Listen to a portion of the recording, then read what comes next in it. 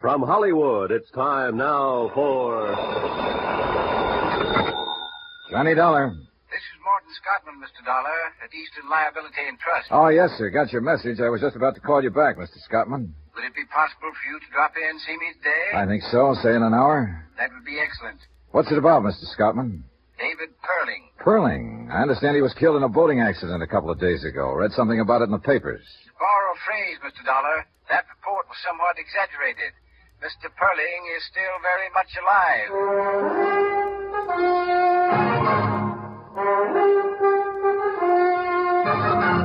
Tonight and every weekday night, Bob Bailey in the transcribed adventures of the man with the action-packed expense account, America's fabulous freelance insurance investigator. Yours truly, Johnny Dollar.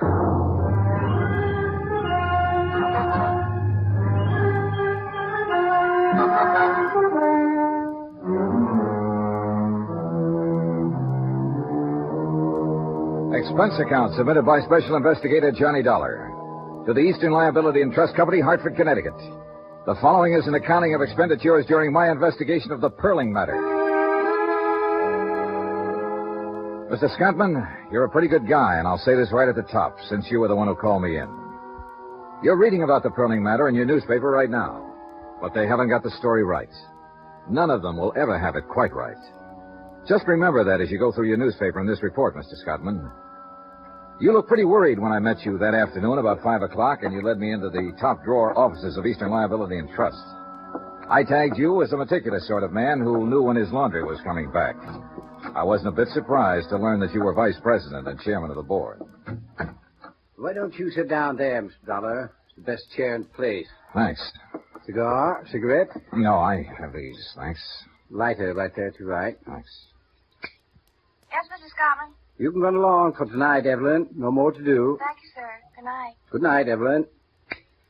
I understand you've handled several matters for our company, Mr. Dollar. Yes, sir. I was just going over it in my mind. I believe the last one was the San Antonio case. Yes, Mark San Antonio. Yes.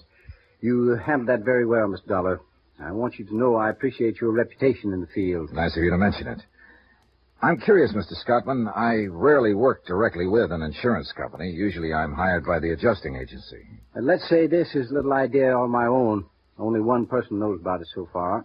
You will be the second. The board of directors might not exactly prove what I'm about to propose, but I feel some action should be taken. I have some good whiskey in that cabinet. No, thanks. Not now. Yes. Well, this case involves David Perling, who, despite what the newspapers reported yesterday, is still very much alive. You say you saw the item in the papers? Yes, something about him being killed in a boating accident in Florida, I think. The story was erroneous. It will be retracted. Oh? Fact of the matter is, Mr. Perling was already on his way back to New York, safe and sound when that report came out. The boat that he'd been fishing from did have a boiler explosion, but no one was killed. Yeah, these things sometimes happen, I guess. Oh, sure they do. However, it was printed all over the country. As you know, David Perling is highly regarded in financial circles. And that is the reason I asked you to come in and talk to me. Did you see the stock exchange figures yesterday? Well, I don't pay too much attention to them, Mr. Scott. I do. We do, as an insurance company. That report of Perling's death affected several commodities listed on the New York Exchange. Companies in which he holds varying positions. Positions that would, if, say, the report of his death were engineered for that specific purpose, allow certain people to risk very little money and make a great deal of money. Just a minute, sir. Certain people? Are you talking about Perling? I don't know who I'm talking about, really. I'd like you to find that out. Find out, among other things, if the situation has been taken advantage of in any way. This isn't exactly in my line, Mr. Scottman. I think it is, Mr. Dollar. I'll come right out with it. Eastern Liability has considerable investment in some of the commodities that could be affected. We, or let's put it this way, I want to know where we stand. I want to know if we've been cheated or are about to be cheated. I had dinner with Morton Scottman at his club. He acquainted me with the several companies involved in the matter and supplied me with stock exchange information that would be valuable in making comparisons in case the action he anticipated ever happened. An hour later, I was at the airport. Expense account item 1, $123.69, airfare and incidentals from Hartford to Key West, Florida. I arrived at 4 o'clock in the morning, found a hotel, and had 6 hours sleep. At 11:30, I was standing in the office of a bluff, red-faced man named Peyton. He happened to be the managing editor of a newspaper. Yeah, all the way from Hartford, Connecticut, eh? Well, welcome to Key West. What can I do for you? Tell me about this story. A Perlin story, huh? Yeah. You a lawyer? No? You here to make trouble? Just find out something about how that story got into print, that's all. We're retracting today. What do you want us to do? Wear sackcloth and ashes? Well, I'm not here to file a suit. I just want some information about the story. You can sit down if you want. Well, thanks. Find Gracie Edwards, will you? Right. Well, about like the newspaper story, except for the mistake. That was a pretty good-sized mistake, Mr. Peyton. Perlin was here for a week to 10 days. He had an idea he'd catch some tarpon or sailfish. He chartered a boat called the Yatwacha day before yesterday. Just heading in for the landing, somehow the fuel ignited and she blew up. Everybody thought Perlin was still aboard her. Who was aboard her? Just the skipper. He came out of it all right. Harbor patrol boat picked him up. Mm-hmm. Go on. Everybody thought Perlin had been aboard as usual and was lost. The skipper wasn't in any shape to tell it differently then. After all, Perlin had been going out on her every day. We all knew that. Where was Perlin? He was sleeping in his room when all this happened. Got up about 3 o'clock, checked out, took the train back to New York. Story come out in the evening edition. Your reporter, the one who wrote it up, I'd like to see him. It's a her. Well, how did she get the story? He was right there. Right where? What do you mean? Down at the sailfish landing when the Yatwacha come in. That a regular beat? Well, town this size, we don't have beats.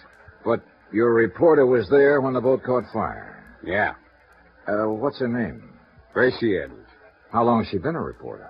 Couple of years. Give or take a month. Hope you didn't come down here to run her over the coals, though. She's had enough of it, Dollar. From me. It's my job, not yours. Okay. Where do you eat lunch around here? Bluefin Bar and Grill. About a half block down this side of the street. Dipped beef and apple pie, if you like that kind of thing. Oh, hi, Gracie. This is Johnny Dollar. Gracie Edwards. Hello, Mr. Dollar. Hi. Mr. Dollar's come all the way from Hartford to ask you some question about the Perlin story, Gracie. You want to talk to him? Do I have to? Up to you, honey. Who are you? What do you want to know? I'm an insurance investigator. I want to know how the story got into print without being verified. Well, that's a straight enough answer. Who do you investigate your insurance for? Eastern Liability and Trust Company at the moment. Yeah, he's got business card and everything. Yeah, he looks like he might do that kind of work. Well, if you're going to talk to him, find someplace else. I've got work to do. How about some lunch, Miss Edwards? How about that? Oh, get out. Expense account item 2, $2, 2 lunches for Gracie Edwards and myself at the Bluefin Bar and Grill. She was a short, stocky woman in her early 30s. She had a fresh-looking face and fiery red hair. She didn't strike me as the kind of reporter who'd make a bad mistake. I did it the way any tub would have, only worse. I had a 3 o'clock deadline. I wanted to make it. I could have waited till the skipper came to, said Perling wasn't aboard. I could have contacted Perling's hotel, found out he was safely there. I didn't do any of that. I just phoned in my story. You know the rest. Every wire service in the country picked it up. Guess I was lucky I wasn't fired. Mm-hmm. You want another glass of beer? No, thanks. You've been pretty nice.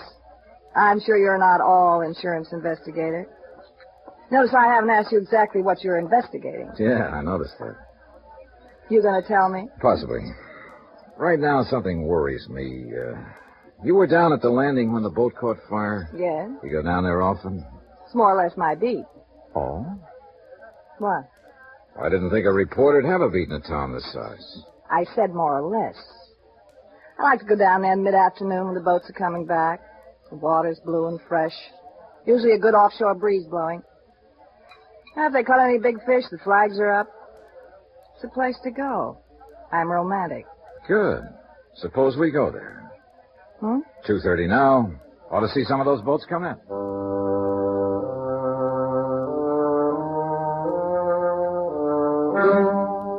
Expense account item 3, $1, 1 cab, transporting myself and Gracie Edwards, reporter, to Sailfish Landing, or as near as we could get. The last 500 yards, we had to walk on the planking between the slips. Now, tell me, where was the yacht Watcher when she blew up? Over there. About there. Uh-huh. Where were you? Right here. I was sitting right there. Looking out to sea? Uh-huh. How long had you been here? Oh, an hour or so.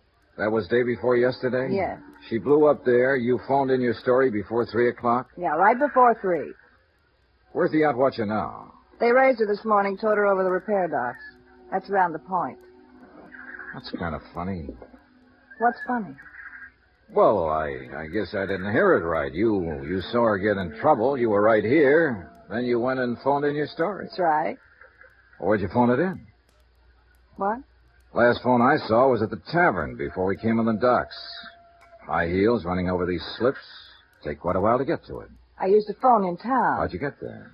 Cab. You had one waiting?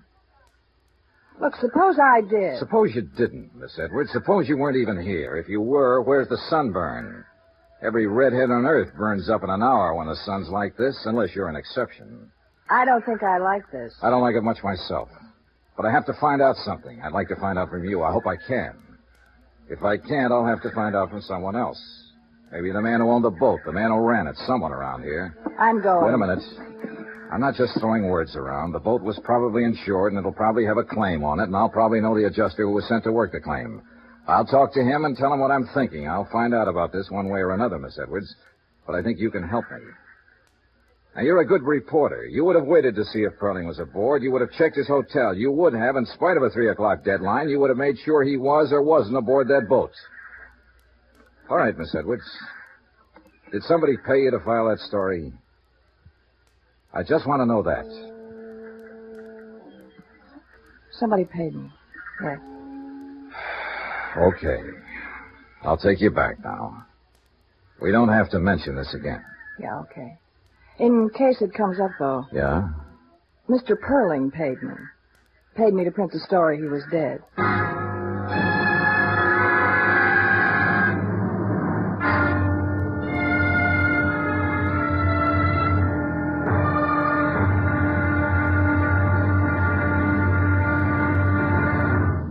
Now, here's our star to tell you about tomorrow's intriguing episode of this week's story. Tomorrow, the affairs of Wall Street follow the current trend in cheating and mayhem.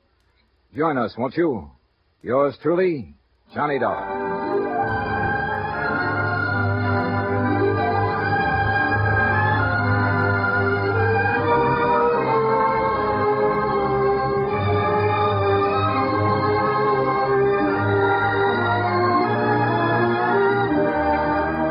Yours truly, Johnny Dollar, starring Bob Bailey, is transcribed in Hollywood. Written by John Dawson, it is produced and directed by Jack Johnstone. Be sure to join us tomorrow night, same time and station, for another exciting episode of Yours truly, Johnny Dollar. Roy Rowan speaking.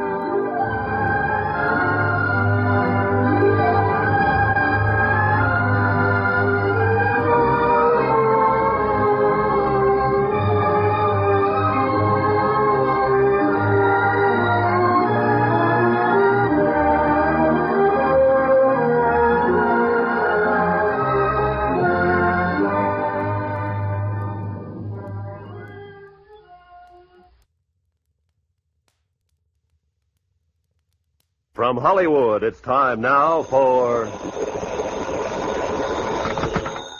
Johnny Dollar. Ready with your call to Hartford. Hello? Hello, Mr. Scottman. Johnny Dollar. Hope I didn't get you up. No. I've been very anxious to hear from you. Well, I thought I'd better call, Mr. Scottman. I just found out that David Perling paid a reporter here in Key West to print that story about his death. Yeah, I see. I can be in New York at 7 tomorrow morning. Could you meet me there sometime? I can meet you at Idlewild. My plane comes in at 7:20.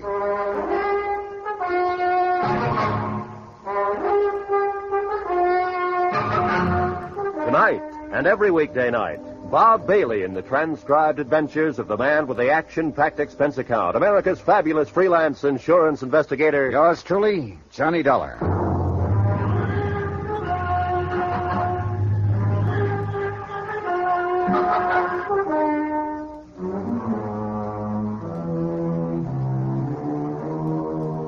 From Special Investigator Johnny Dollar to the Eastern Liability and Trust Company, Hartford, Connecticut.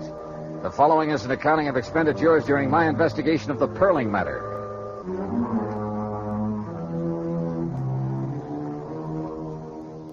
Expense account continued. Item 3, $98.09. Airfare and incidentals, including board and room, Key West to New York City.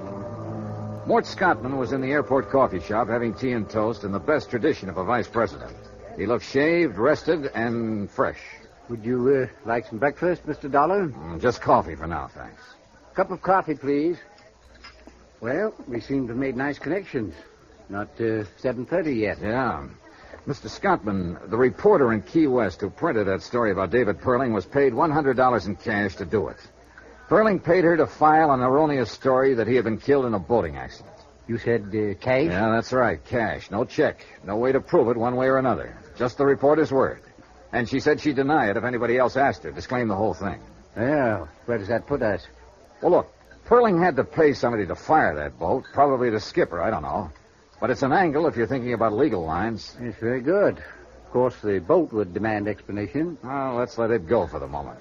I noticed a retraction disclaiming the story of Perling's death is in every paper this morning. It was in all of last night's papers, too.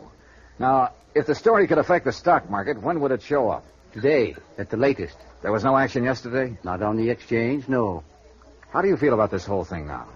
In view of the fact you've ascertained that Perling himself arranged for his own death report to be published, I can only assume that he did it for one reason.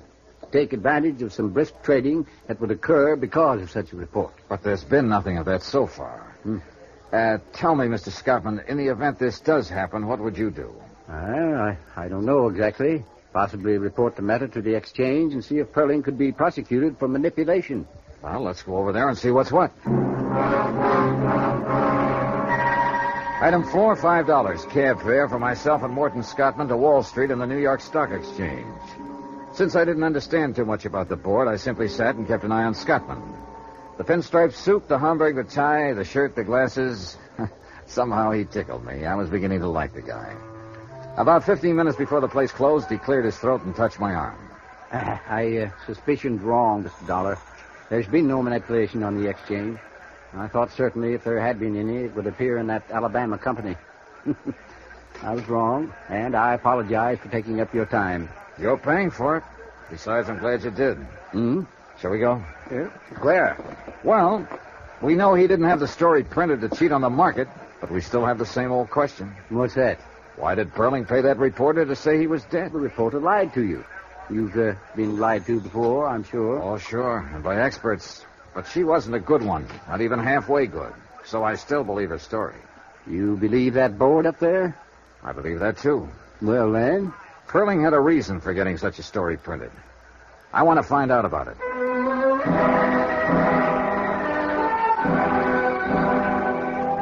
Expense account item 5, $4. Lunch for Morton Scottman and myself.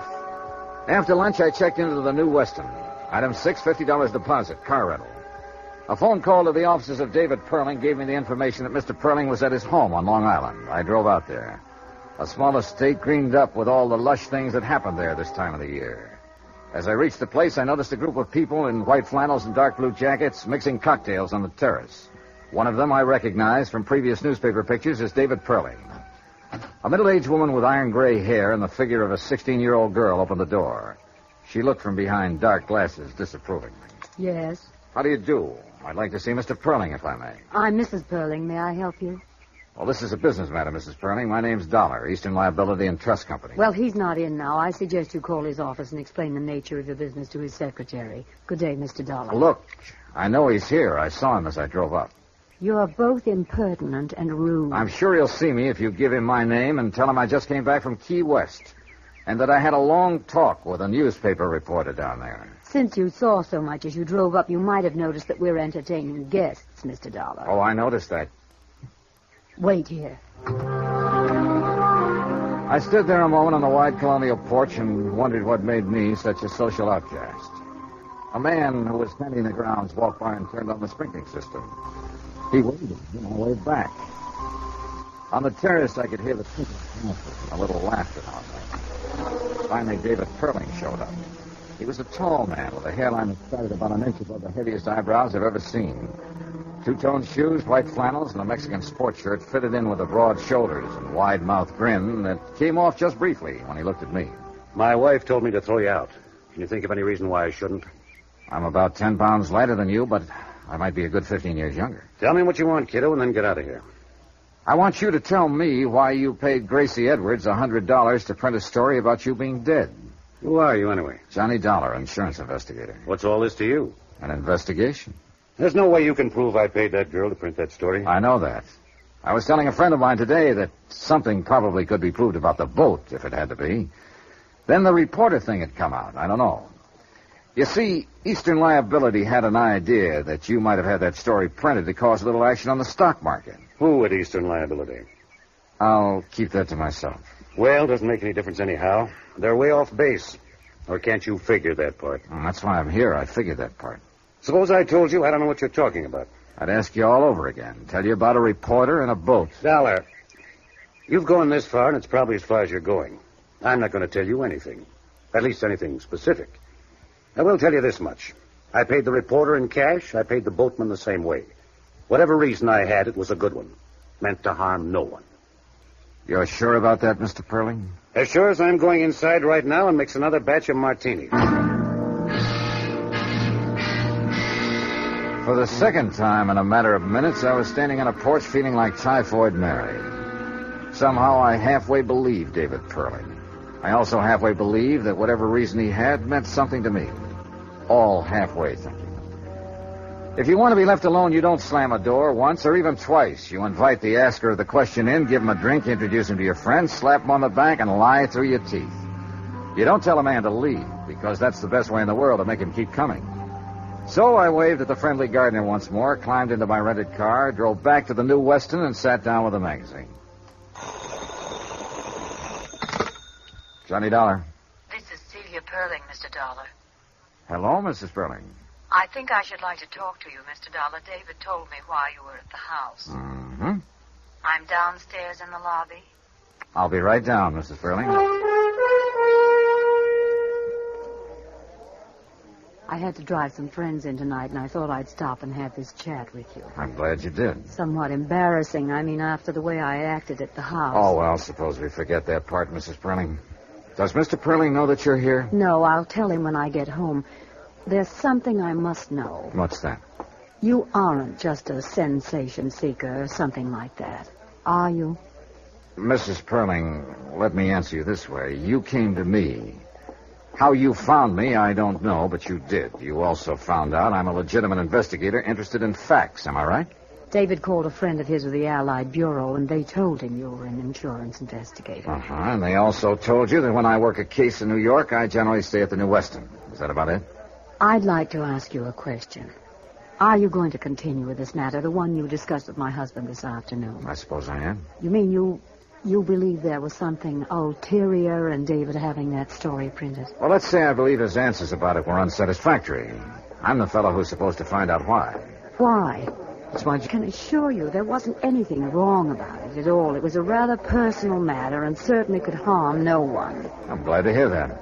I heard it once before, though. Your husband said it to me today in practically the same words. Would you like to buy me a drink? Sure. Come on. We walked through the lobby to the cocktail lounge without a word. We sat down without a word, and I ordered a couple of bourbons and water. Still no word. All around us, people poured drinks, laughed, and talked. I glanced at Mrs. Perling from time to time and wore the blankest expression I knew how. Finally, it worked. She began in a small voice. We have a daughter, Mr. Dollar. Her name's Eugenia. Jeannie, we call her. Mm-hmm. She's the reason for that story in the papers. Tell me about it. Not easy, you know. It's admitting a prominent defeat to explain it. David and myself are considered quite capable people. Capable at most everything. Business, home. Capable of everything except raising a child into a woman. I'd rather not go into the faults that we have, Mr. Dollar. No need to. Are they that obvious? I didn't mean that. I just mean it seems painful for you to even discuss this. I'll say it this way. We've had too much money and too little time to put it on Jeannie. Now we're suffering for it. How do you mean? Jeannie got sick and tired of being alone and unattended and not understood. She left home a year ago, and we haven't seen her or heard from her since. She left a note saying that we never would. I suppose we deserve it. Well, I wouldn't try to judge that. We have no idea where she is, what she's doing, even if she's with someone. We just know she's gone. It's really quite ridiculous. Now that Jeannie's gone, we know how much we wanted her around. What about the police? Well, we didn't go to the police. I think you can understand why. I mean the publicity. Who did you go to? The Aimwell agency. They've been working on it. Oh, yeah, I've heard of them. Any luck? Not a sign of her. Do you understand now? Well, I don't understand everything. I'm sorry she's missing. But about the story in the paper... Well, Davy arranged that. I mean that his death would be reported. It was a crazy thing to do, I suppose, but we've tried everything else. He thought that if he were reported dead, Jeannie, wherever she was, would see the story and possibly contact me. You see, it's unbearable knowing she's alive somewhere, hating us this way. Chance. No luck? No luck. Not a word. Not a word.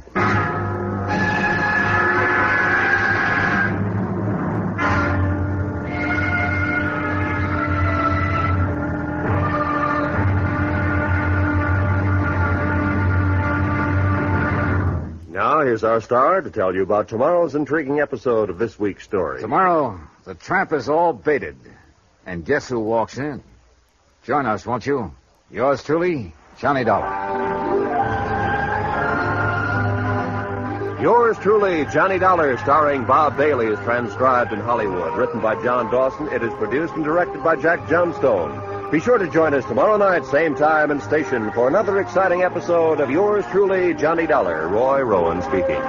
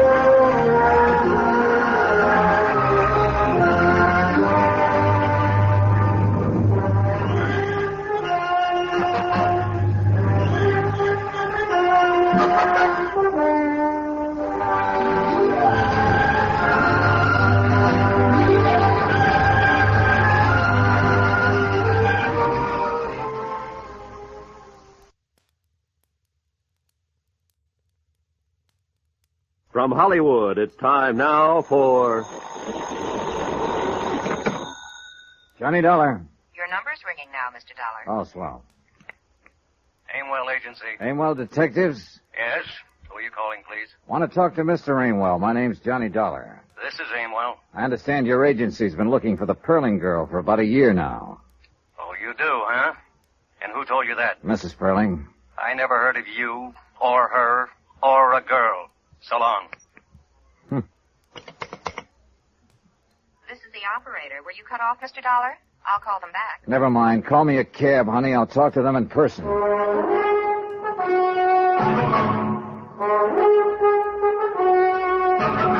Tonight and every weekday night, Bob Bailey in the transcribed adventures of the man with the action-packed expense account, America's fabulous freelance insurance investigator. Yours truly, Johnny Dollar.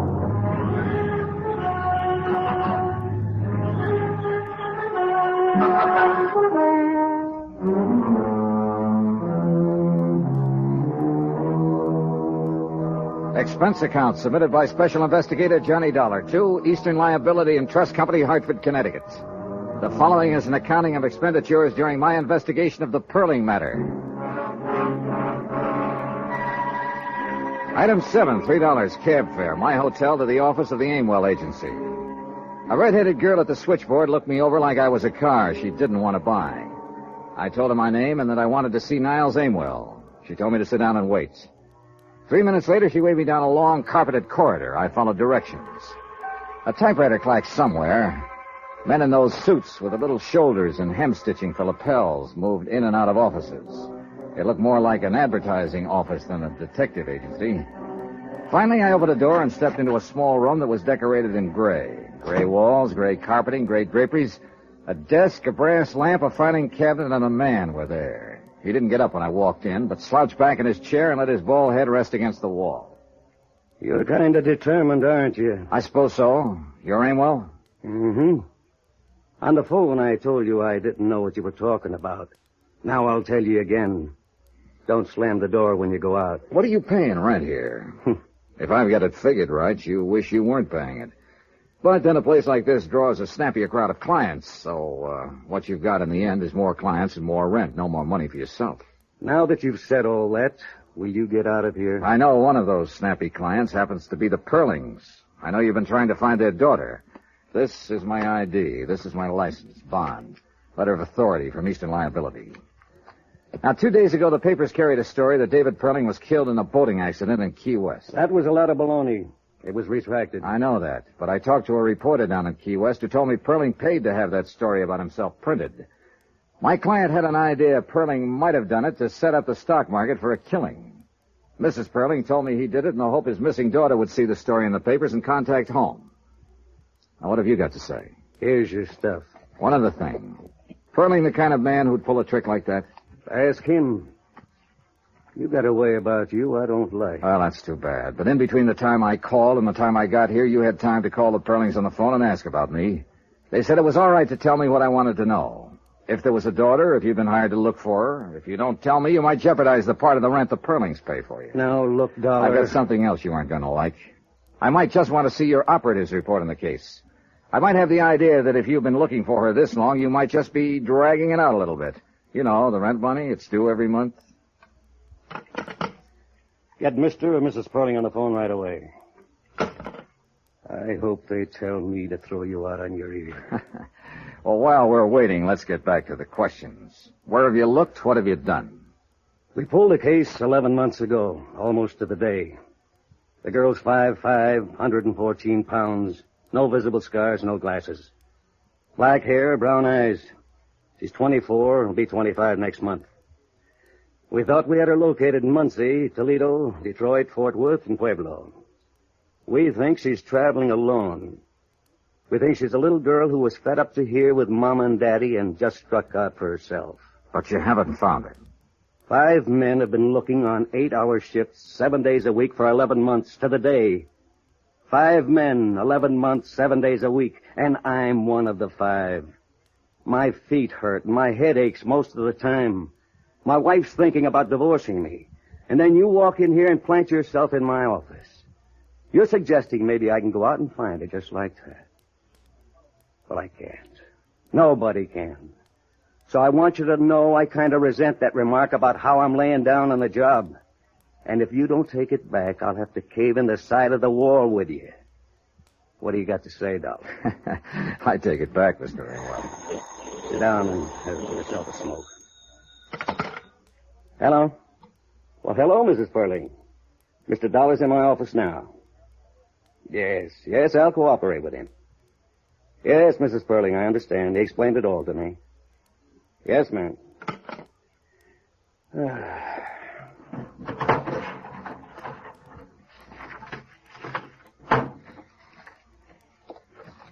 whole file, everything. How would you like somebody to bring up a bottle of cold beer? Oh, I'd like that fine, Mr. Amwell.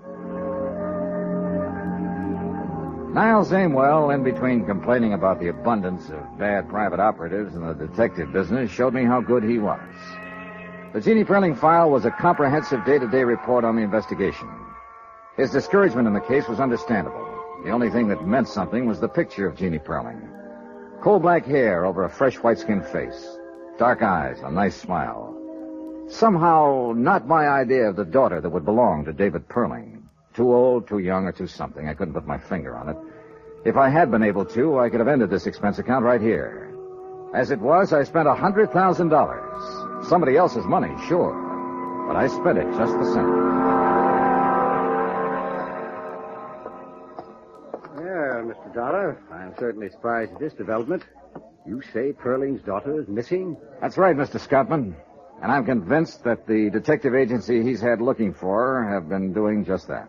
Well, then, I'm relieved to know you got to the bottom of this matter. I'm sorry, of course, for Mr. and Mrs. Perling. But, as I say, relieved that there was no attempted financial manipulation. I think then I can call you off the case. There is no case now. Nope, guess not.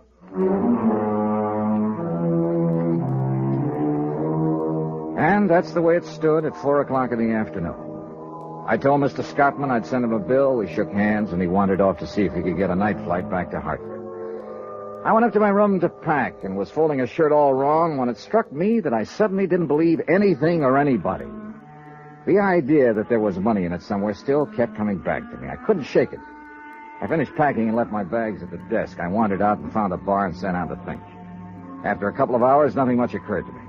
But I did something anyhow.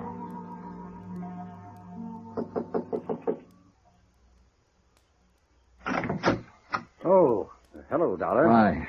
My plane doesn't leave till 11 o'clock. I haven't had dinner yet. I didn't come about dinner, Mr. Scottman. Well, what is it?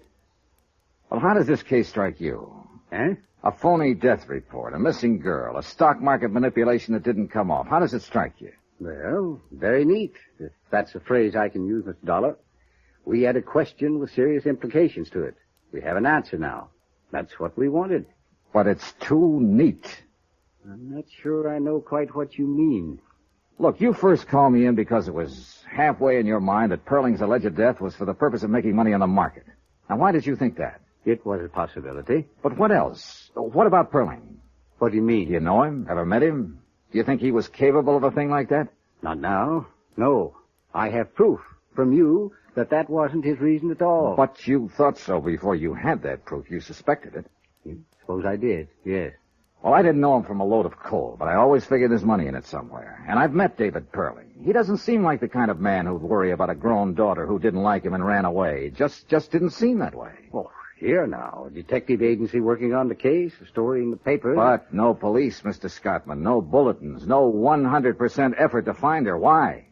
I suppose you have a good point. I'm sure I have a good point, Mr. Scottman. Money's always a good point. But what money, how, why, I don't know. I can't answer those questions. I wish I could. If I could, I'd know that a man like Dave Perling was lying through his teeth if he told me he wanted his daughter back safe at home. I'd know why he was lying. I know I'm just talking and getting nowhere right now, but... Well, I thought I'd better tell you what was on my mind. Yes, well, you've certainly done that. Now what? That's up to you. Oh. Well, if you feel so strongly about this, I think then you should continue. I thought it was ended, but in view of the circumstances, continue. By all means, continue.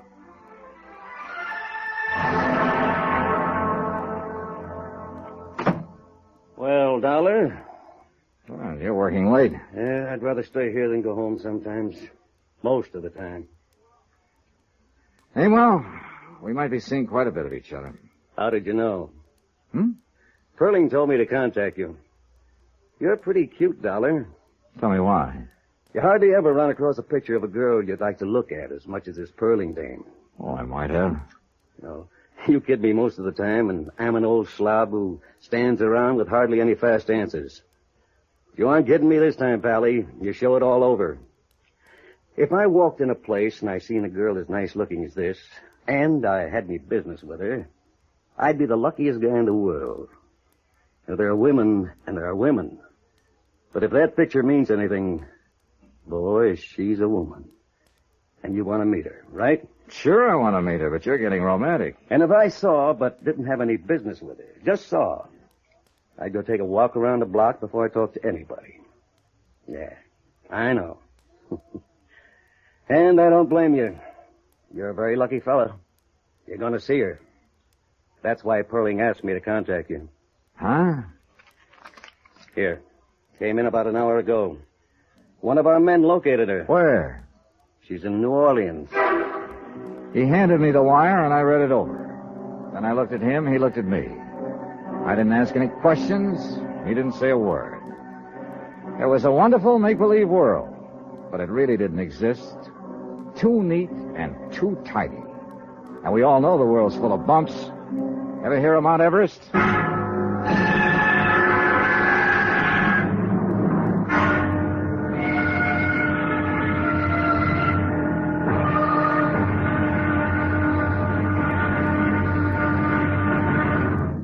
Now, here's our star to tell you about tomorrow's intriguing episode of this week's story. Tomorrow? Well, once you get in on a joke, you do what they tell you. You go along with a gag. Join us, won't you? Yours truly, Johnny Dollar.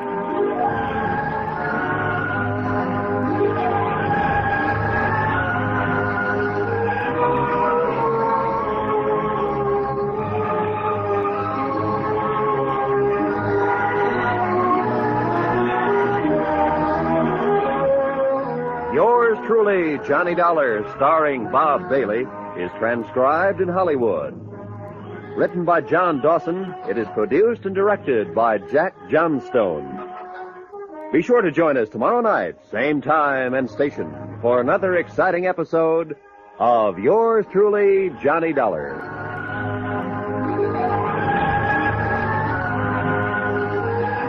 This is Roy Rowan speaking.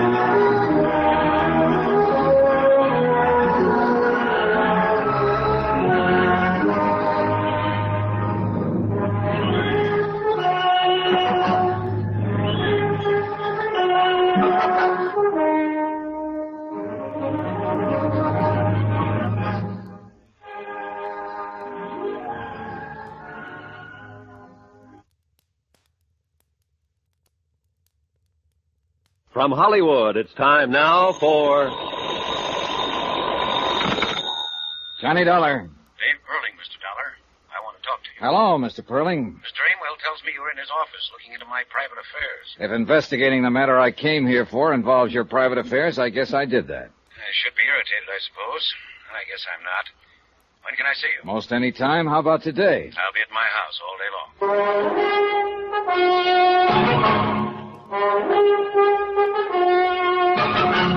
Tonight and every weekday night, Bob Bailey in the transcribed adventures of the man with the action-packed expense account, America's fabulous freelance insurance investigator. Yours truly, Johnny Dollar.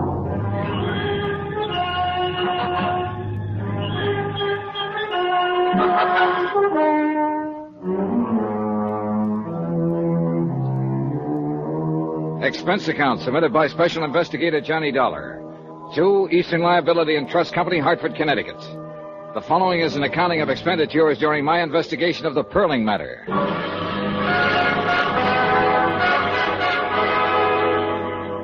Item 9, 10 cents, one phone call to Morton Scottman advising him that Jeannie Perling had been located in New Orleans by one of Aimwell's operatives. Mr. Scottman thought that over for a while and then assumed it would be in the best interests of Eastern Liability to make certain this was the truth. I told Mr. Scottman I intended to do just that. Item 10, $5, cab fare from the New Weston Hotel to the home of David Perling. Hi. Come on in. The man who opened the door wasn't a servant. He wore a dark blue double-breasted suit. He smelled of cigars and bourbon, and private detectives stuck out all over him. He jammed a pudgy finger in the general direction of what later turned out to be the library, and I followed. The room we went into was empty, except for us. As far as I could see or hear, the rest of the house was empty, too. The man in the blue suit sat down on a leather sofa and pointed to a quart of bourbon that had just come out of a sack. You must be this Dollar guy, huh? Yeah. Mr. Perling will be along in a minute. He asked me to say hello to you. By the way, my name's Brad Copeland. I'm one of Niles' men. Niles Aimwell? That's great. Where is Niles? He's with Mr. Perling. I'll be along. Sit down, relax. They said they thought it was about time for a little conference. What for? The girl's been found, hasn't she? Oh, sure. Now they gotta figure some other things out. I'll bet. You don't believe much of this, do you? Nope.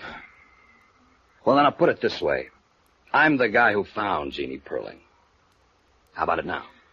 Okay. Look, I got put on this thing because an insurance company executive thought Perling might have had a false death report made on him to juggle some things in the stock market. Oh, that story in the papers about Perling dying, huh? Yeah, Perling paid to have that story printed, all right, but not for any stock market angles. He did it to try and scare up this daughter of his who scrambled away from home a year ago. Now, I found that hard to believe, even after I talked to Niles Aimwell and he told me the agency had been hired to find the girl a year ago. I suppose you're one of the men who's been looking. Yeah, that's about it. No luck, either. And yesterday morning comes a phone call. I don't know who it is, tells me where she's living, what name she's using in New Orleans. I scram down there by plane and check it out. It's all true. So I come back here, and here I am. Conference. You found her on a tip from somebody you don't know? Man or woman? Always a man's voice. Wonderful, ain't it, what happens sometimes? How does it look to you? Like a sealed freight car full of nothing. That's the girl down there in UO, all right. I managed that. I picked up her prints and checked them with what we had to go on. But what's what, I don't know. What's Aimwell going to do now? That's why the conference. We see what we'll see. Relax. I tried to do that, but I didn't do very well. Copeland settled to his bourbon, and I picked up and laid down a half a dozen magazines, smoked 2 cigarettes, paced up and down. Finally, I heard a door open somewhere, and Niles Aimwell and David Perling walked in the room.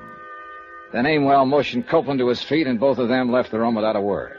David Perling and I were alone. How much do they pay you, Dollar? Oh, I'm paid well enough. What's that got to do with it? I was just curious, is all. You seem like a competent man. As a matter of fact, the most competent I've met, and that includes Mr. Aimwell and Mr. Copeland. By the way, I just fired them. Really? I don't think I need them anymore now that I know where Jeannie is. Oh? You've had an extraordinary interest in my affairs lately. I'm willing to bet that you won't leave me alone until you're satisfied about my daughter. You'd be right. I want Jeannie to come home. Here, where she belongs. Why don't you go get her? I think that might be difficult under the circumstances. I'm afraid she bears considerable rancor for myself and Mrs. Perling. Perhaps someone like you could, persuade her that it would be the best thing to do. I go down to New Orleans and get her? Exactly. I was going anyway. Oh? Why? Well, offhand, you don't seem like the father who's happy to know that his daughter, whom he hasn't seen or heard from in a year, is alive and well. You haven't made a move to go and pick her up yourself. Also, she was found too soon and too fast after I got in on the picture. Hey, you can stop right there. I'm sure I wouldn't even attempt to explain any of those things. I didn't think you would. Or could. I'm on my way to New Orleans, Mr. Perling, to get your daughter. I think she'd be crazy if she came back here, but I'll take it up with her. Do that. I wonder if you'd like to try to explain something else for me. What?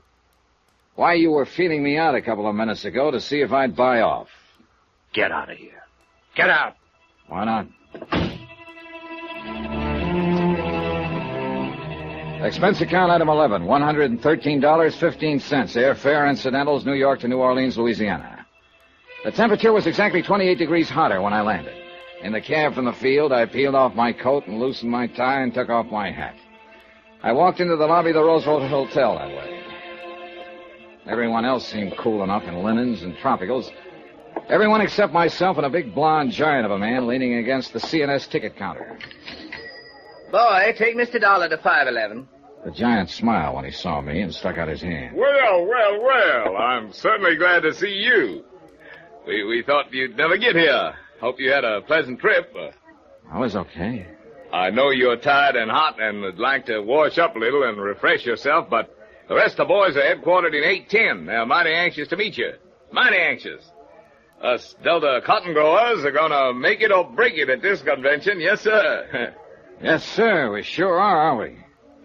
As soon as you're cleaned up, you come right over. We have a drink, and I'll show you around the town. Yeah, that'll be swell. 8:10? 8:10. About an hour? About an hour. I'll see you. Hey, clerk. Yes, sir? How long have the Delta cotton growers been in town? Delta cotton growers? Well, they had their convention last month, sir. Who's registered in 810? We have no 810, sir. I'd done someone dirty. When he came over with a hand out in front, I was supposed to say, you got the wrong fellow. My name's Dollar. But I made him play it out for a particular reason. He wanted to know who I was, and he didn't quite know. But then I wanted to know who he was, and I didn't quite know. I wanted to know him because of that .38 strapped under his left arm.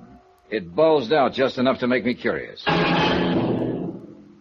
By 7:30, I'd eaten dinner and found an address on Ursuline Street, the address where Jeannie Perling was living. The mailbox carried that name. It was one of those unpainted apartment houses in the French Quarter, full of heat and low-watt light bulbs. The girl who opened the door was a medium-sized blonde, and she wore a black dress. The girl I was looking for had coal black hair. Yes? How do you do? My name's Johnny Dollar. I came here to see Jeannie Perling. Come in, please. You're a friend of Jean's? In a way, I just came from New York. You know her father, then? Yes. Oh. I'm Janice Floyd, Jean's roommate. This way. Careful, it's a little dark. Sure. Maybe I had the feeling when I saw the black dress. But I knew I had it when Janice Floyd turned and led me through the two large rooms that made the apartment. I thought that was the end of it, but there was one more room. The blonde girl stood to one side so I could see in. The perspiration began to trickle down my face.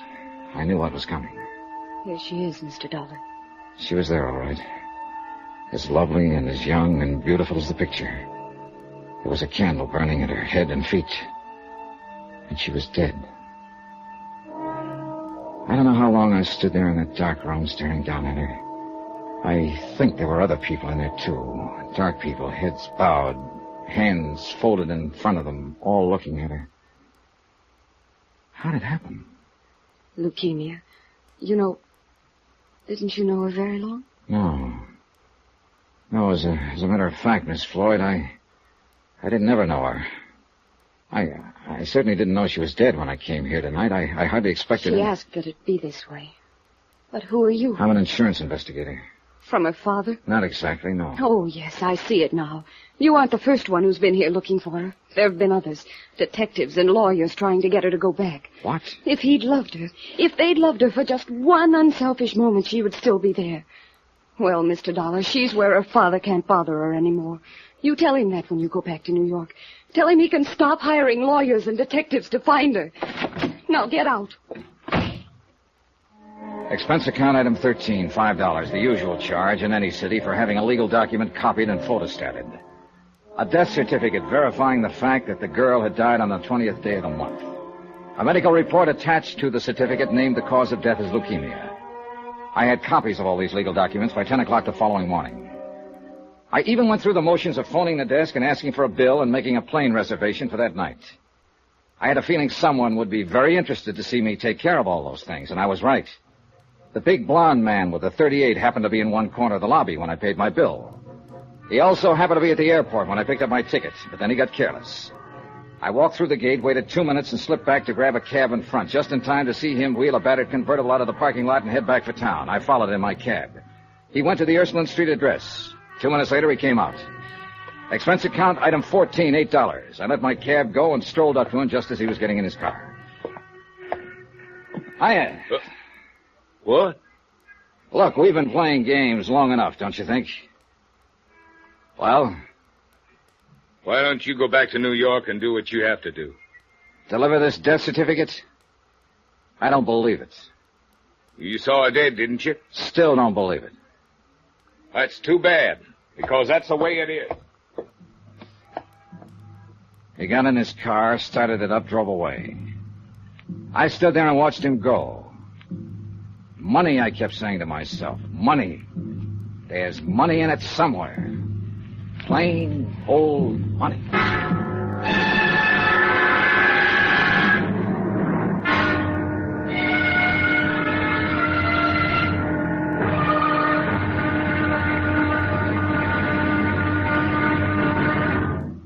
Now, here's our star to tell you about the final intriguing episode of this week's story. Tomorrow, there's still money in it. More money than it takes to save a life. Join us, won't you? Yours truly, Johnny Dollar.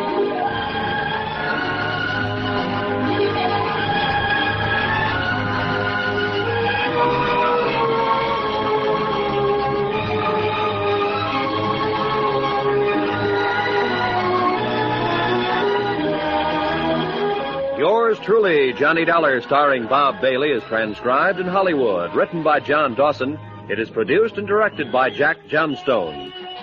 Be sure to join us tomorrow night, same time and station, for the final episode of this week's story of Yours truly, Johnny Dollar. Roy Rowan speaking.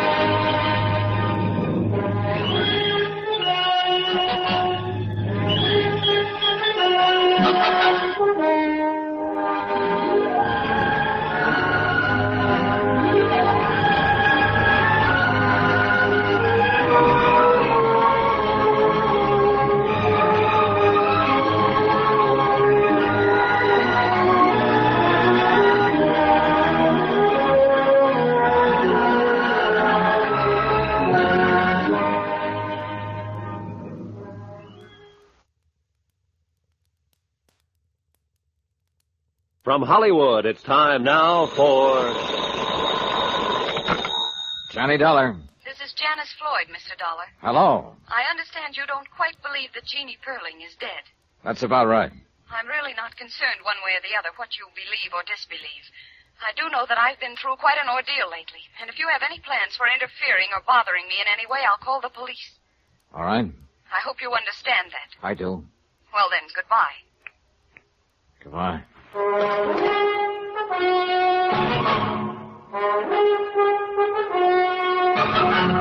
Tonight, and every weekday night, Bob Bailey in the transcribed adventures of the man with the action-packed expense account, America's fabulous freelance insurance investigator. Yours truly, Johnny Dollar.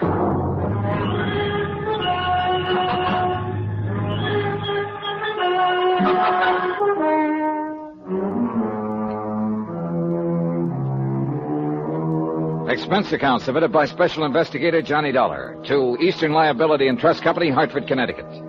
The following is an accounting of expenditures during my investigation of the Perling matter.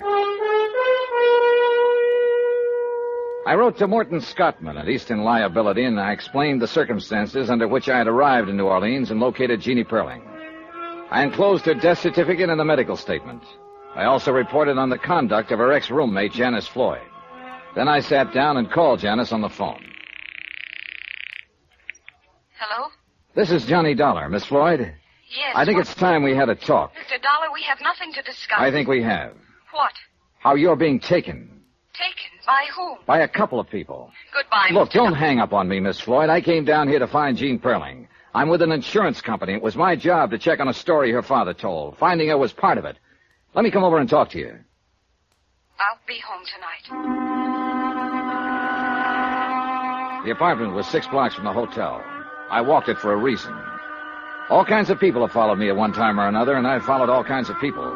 But the man who followed me off and on in New Orleans, the big blonde man with a .38, knew what he was doing. He was a professional. I made up my mind about that the first time I saw him. And I thought I was ready for him, but I wasn't.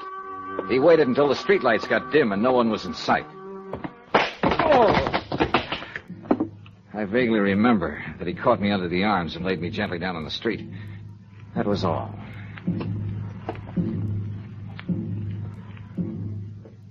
Easy, buddy, easy.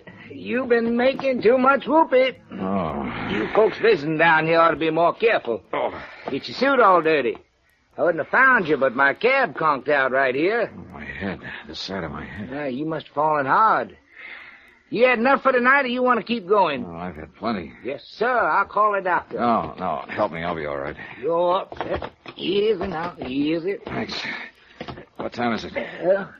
Almost midnight. 2 hours. Where you want to go? Ursuline Street. Get in. Get in. Expense account item 16, $10 to one Good Samaritan cab driver who picked me up and dropped me at Janice Floyd's apartment. I was still weaving on my feet when I tapped on the door. Mr. Dollar, you've been hurt. Come in. I'm all right. Packing? Yes, I've decided to leave town. Tonight, as a matter of fact. Yeah, I thought it'd be something like that. Did a big fella, a blonde man, have anything to do with your decision to leave? That's none of your business. Let me tell you my business, Miss Floyd. I came down here to see Jean Perling. You saw her. She's dead. Yes, I saw her, dead. Yesterday, I mailed a copy of her death certificate to New York. Well, then what else? What other business? The man who came here yesterday and reported to you, the man who told you I'd left town and you could breathe easier again, the same man who called you later and told you I was still around, still asking questions. He's my business. He followed me on my way here tonight. He slugged me. I don't believe you're telling me the truth. What's his name? Any idea why he carries a gun? Carries a gun? You're making all this up. Why would I? I've got what I came for, or practically what I came for, legal proof of the whereabouts of one Jean Perling. If Al hit you, he was trying to protect me. Now, listen to me. I think I have pretty much of it in hand. Now, you tell me if I'm wrong. First off, you're not any Janice Floyd. I'd guess that Janice Floyd was the girl who died of leukemia. I've got her picture in my wallet. It was given to me by David Perling, who said it was his daughter. This is all crazy. Before you go into that, listen. I can have that body exhumed. I don't want to do it, but I will if I have to. Now, do you want me to do that? All right. I'm Jean Perling. And that was the Floyd girl who died? Yes. She was sick, and, well, I knew my father had detectives looking for me.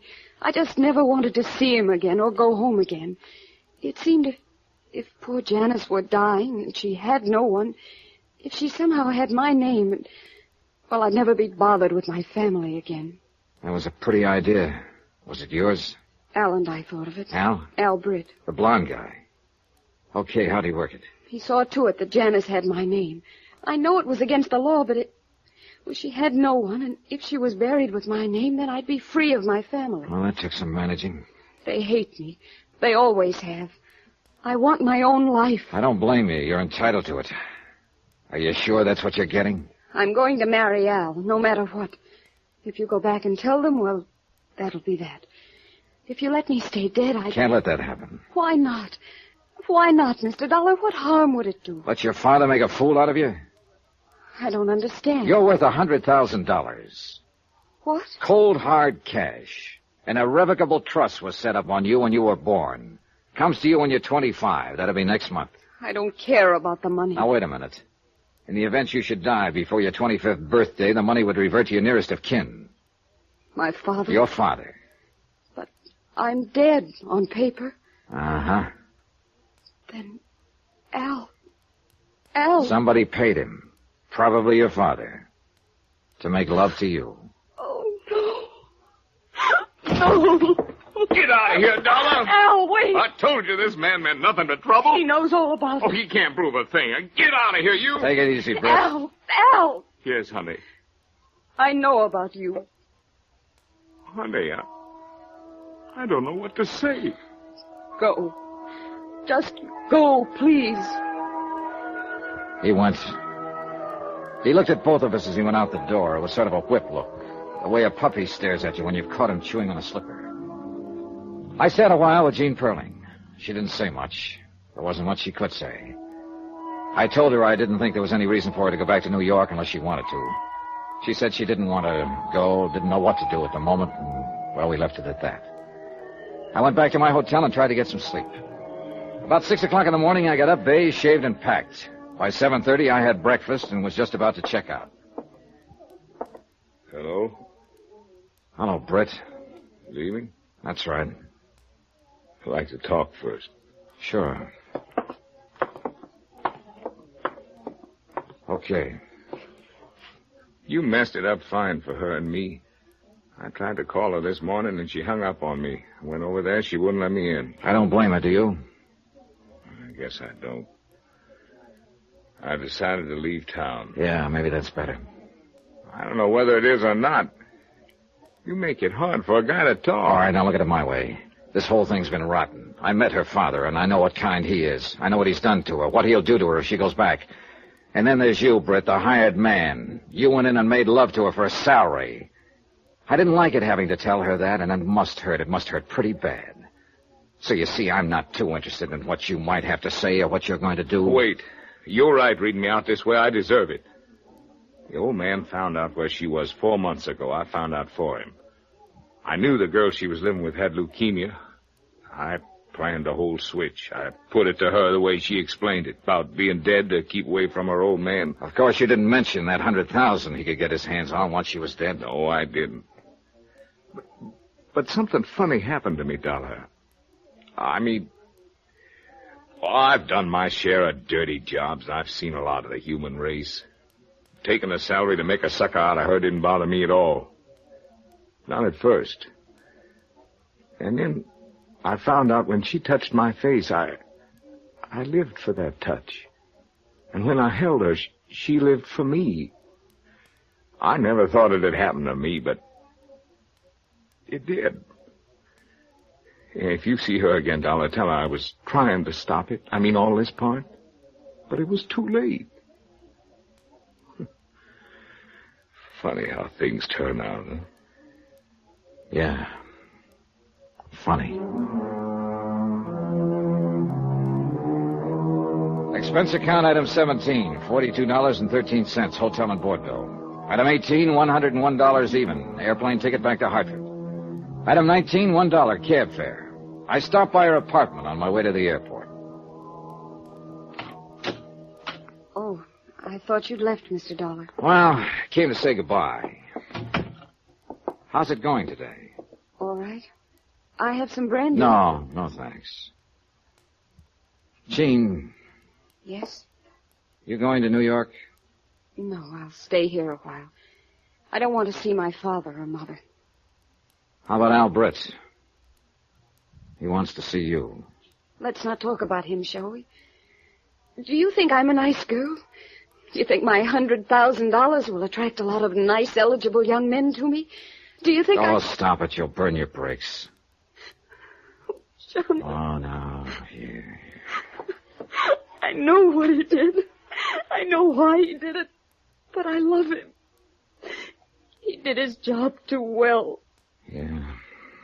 He could tell you what he started out to do and what happened to him with you. He could tell you if you let him. He told you? Yeah. What kind of a trick is it? No trick. Couldn't be. The guy's too mixed up. Tell you what, he'll try again. When he calls up next time, talk to him. Why should I? Because you may not have a mother and father or anyone else. But you do have him. And you will have him as long as he lives, if you want him. And that's what you've been looking for all your life. Someone to have. I'd take him if I were you.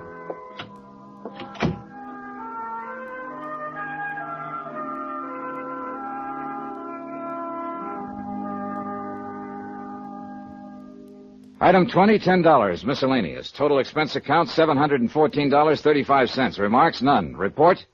She took him. They were married in Tampa this morning. Yours truly, Johnny Dollar.